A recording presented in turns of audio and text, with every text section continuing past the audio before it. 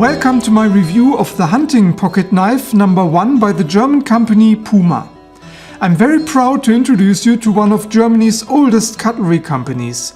The history of Puma goes back to the year 1769, when Johann Wilhelm Lauterjung wrote down his trademark in the knife maker's roll of Solingen. But why did it all start in Solingen? Simply because the external conditions were ideal. There were almost inexhaustible supplies of ore, the nearby woods and forests ensured there was enough fuel to keep the fires burning, and the river Wupper and its many rivulets and creeks provided the necessary hydraulic power for all the forging and grinding operations. Plus, the nearby city of Cologne was a major hub for trade and transport. Cutlery making in Solingen evolved as a cottage industry.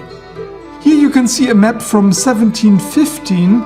It shows the cottage workshops along the river Wupper and its tributaries.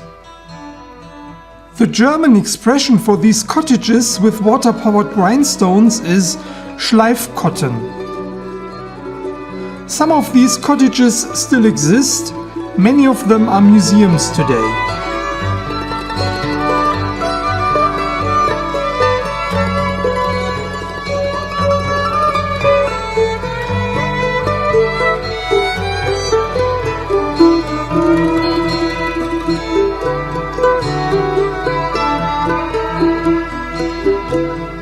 From the beginnings of the Solingen-based cutlery industry back to Puma.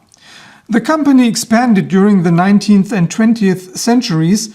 After World War II, they specialized in hunting, fishing, outdoor and sporting knives. One of their biggest successes is a knife called the White Hunter. It is not in this catalog, but you can look it up on the Puma website. The White Hunter was developed in 1956. And if you were raised in the 1960s or 70s in Germany, you have probably seen this knife in the Western movie Der Schatz im Silbersee, where Old Shatterhand, played by Lex Barker, uses this legendary knife. Today Puma offers 3 product lines. First, the classic premium brand Puma. In 2003, Puma introduced the Puma IP product line. IP stands for International Production. The Puma IP knives are manufactured by partner companies in Spain. And in 2008, Puma established a third product line called Puma Tech, with inexpensive knives that are being made in China. By the way, we will be looking at a small fixed blade from the Puma IP product line in another video. Now for today's knife, the hunting pocket knife number 1. It's from Puma's premium product line. The number 1 suggests that there might be more knives of this type, and indeed there is a number 2 and a number 3. The number 2 comes with an additional saw, and the number 3 has an additional gutting blade. The overall design of all 3 models is pretty much the same. Let's quickly go over the specs. The closed length is 94 mm. The blade length is 76 mm. The blade thickness is 3 mm and the weight comes in at 92 grams. To give you a better idea of the size, let's put it side by side with the Victorinox Cadet and a Victorinox Hunter.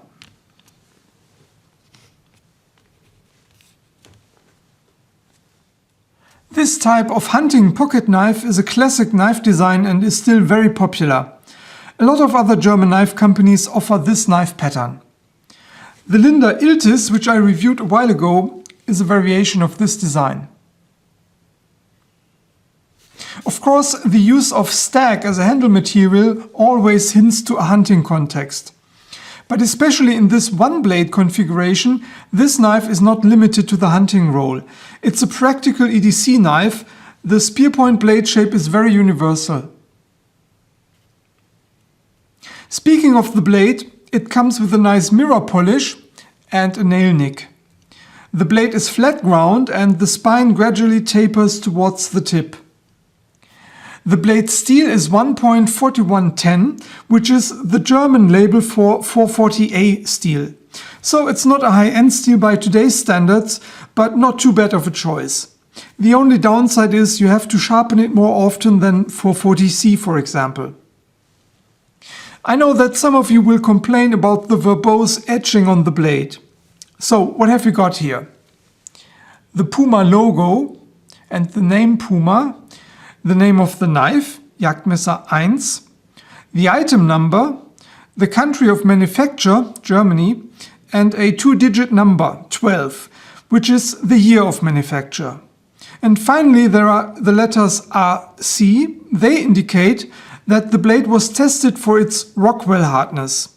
Usually all Puma blades come with a small dent from the Rockwell tester. However, I wasn't able to find a dent on this blade. The handle provides a full 4-finger grip.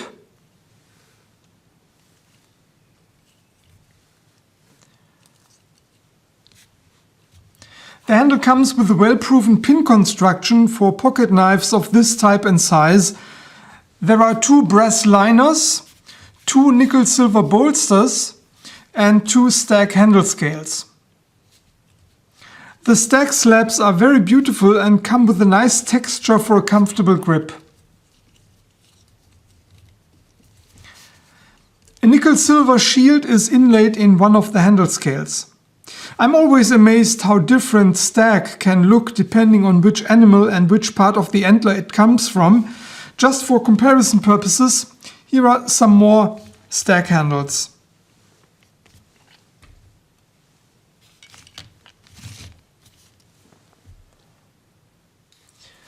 Finally, let's take a look at the locking mechanism.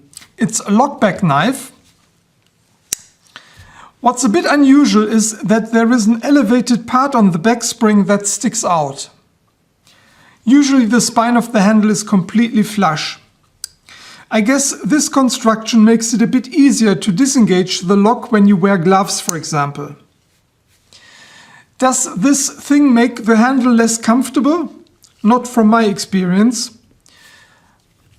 It usually rests in your palm where you don't feel it. Maybe if you use the knife for several hours at a stretch you will develop a hot spot, but honestly I doubt it.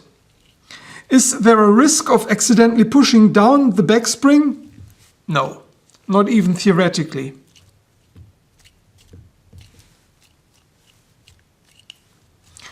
The lockup is rock solid. There is no wiggle up, down, left or right. And the opening and closing action is buttery smooth.